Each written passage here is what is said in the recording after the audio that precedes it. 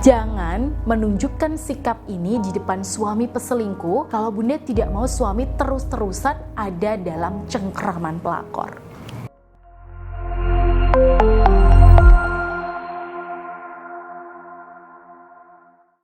Assalamualaikum warahmatullahi wabarakatuh. Sahabat Bunda yang senantiasa dirahmati oleh Allah. Ya, berdasarkan pengalaman klien-klien saya yang diselingkuhi suaminya dan kemudian mengikuti bimbingan saya untuk menyadarkan suami. Nah, biasanya saya mengamati perilaku klien-klien saya selama bimbingan. Dan biasanya dari perilaku klien saya yang saya amati, saya bisa menebak nih Bun, dan menyimpulkan mana yang prosesnya bakalan sangat cepat, di mana suaminya insya Allah akan cepat luluh dan sadar lalu meninggalkan selingkuhannya, dan mana yang masih butuh penanganan dan ketelatenan lebih. Nah, dari sini saya perlu sampaikan ke sahabat Bunda, ada beberapa sikap istri yang justru membuat suami yang selingkuh itu semakin menjauh dan gak mau melepaskan selingkuhannya. Nah, yang pertama yaitu ketika Bunda terlalu larut dalam emosi negatif.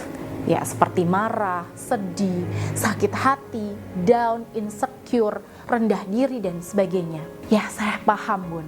Memang tidak mudah mengalami pengkhianatan oleh orang yang kita cintai. Bunda boleh sedih, sakit hati, emosi, marah, dan meluapkan semuanya sehari dua hari. Tapi setelah itu, berusahalah untuk mengambil alih kendali atas diri Bunda. Artinya, Bunda secara batin harus bisa bangkit dan berdiri lagi. Saya tahu ini tidak mudah. Tapi kalau emosi negatif ini tidak segera dirilis atau dilepaskan, nah ini bisa menghambat perjalanan ikhtiar Bunda kalau memang Bunda masih ingin menyentuh hati suami agar sadar dan meninggalkan selingkuhannya. Nah, selain itu, dengan masih menyimpan emosi dan aura negatif ini, ya tentunya akan mempengaruhi perilaku Bunda sehari-hari. Termasuk bagaimana Bunda memperlakukan suami. Untuk mengambil hati suami, itu kan biasanya kita tembak nih dengan berusaha memenuhi kebutuhan egonya. Ya, sebagai lelaki dan memenuhi hasrat ranjangnya. Nah, ini coba Bunda bayangkan. Bagaimana kita bisa memancing perhatian suami kalau emosi dan aura kita aja masih negatif. Justru yang ada malah suami tuh makin ilfeel ke kita dan malah makin lengket sama pelakornya. Apalagi dengan pelakor yang memang sudah menggunakan energi pelet, guna-guna, bahkan sihir perceraian. Ya kan makin susah Bun buat kita para istri. Karena kita masih larut dalam emosi negatif, di mana energi spiritual kita ini masih sangat lemah. Makanya energi spiritual dan aura Bunda ini harus dinetralkan dan dibersihkan dulu, supaya Bunda punya aura yang positif dan kuat, sehingga lebih mudah untuk menyentuh batin suami secara spiritual. Nah, itulah kenapa Bun, klien-klien yang saya bimbing itu biasanya saya bekali amalan zikir dengan tasbih karomah ar-Rahman yang sudah saya proseskan energinya untuk membantu meluluhkan batin suami dan membuka aura suami yang ditutup oleh pelakor. Ya, karena